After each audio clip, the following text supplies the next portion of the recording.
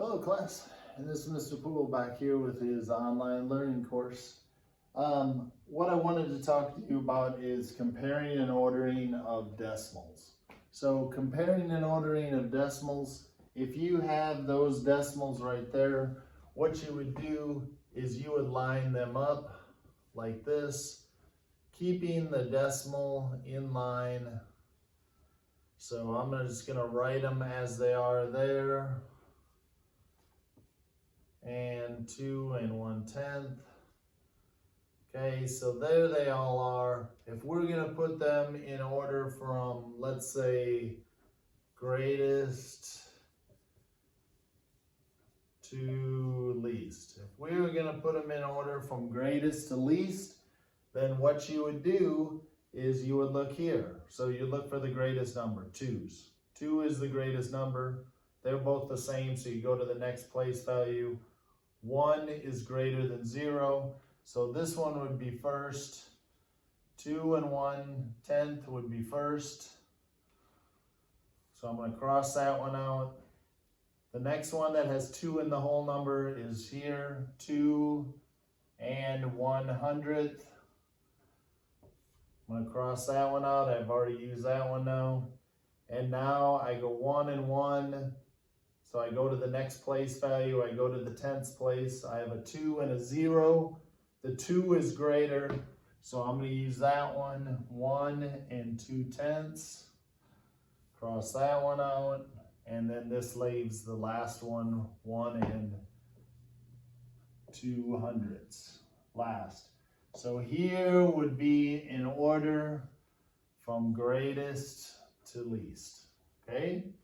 So that's a review of what we did earlier in the year with whole numbers. So you do the same thing with decimals. You line up the decimal, you compare them by their place value, and then you put them in order. Pretty simple. Okay, now while we are comparing, I wanted to compare decimals to their equivalent fractions. So I lined up their fractions on this number line, and we call this a clothesline number line. Okay, so we call it clothesline math actually.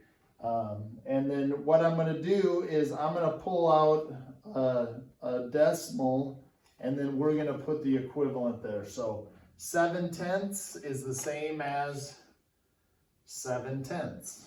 Okay, so 1/10 is the same as 1/10. 1/10. Okay. And then here I have 1, okay, and then here I have 25/100ths.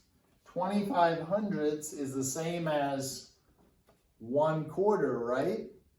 Well, 1/4 out of $1 is 1 out of 4, isn't it? So that would be the same as 1/4. I have 4/10. That would simply be 4 out of 10. 4/10, 4/10. It's both said the same thing. 4/10, 4/10.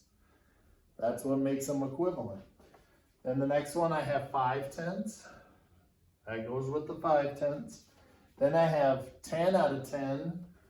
10 out of 10 is 1 whole. Oops. We already have that one up there. Okay.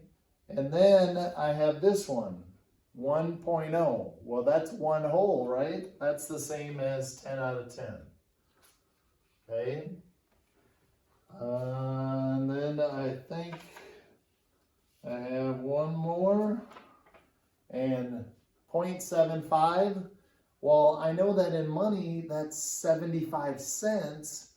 So that's 3/4 out of $1. So 3 out of 4. So that would be the same as this one, 3/4 or 75 cents. Yeah, 3/4. And I think that's the only other match. Yes, I can make this one match here by doing this. Okay, I'm going to change that one a little bit. I made it, instead of 8 or 9, I changed it to an 8, and I made it 80/100ths, or that would be the same as 8/10, right? Okay, yep. Because you can drop that 0 and that'll be 8/10 out of 8/10. Okay. All right, I think all the rest of these aren't matches. So that's how you can use clothesline math to match up your fractions and your decimals. Okay, so you can do a comparison if you want to do that at home. You can do it with string and just make some number cards and you can line them up like that. We'll be doing that in class here in school. Okay, so hopefully that helps you with your comparing and ordering of your decimals, and it hopefully also helps you in your comparing of fractions, because fractions is our next unit coming up. So I want to get you kind of thinking in the mindset of fractions. Okay.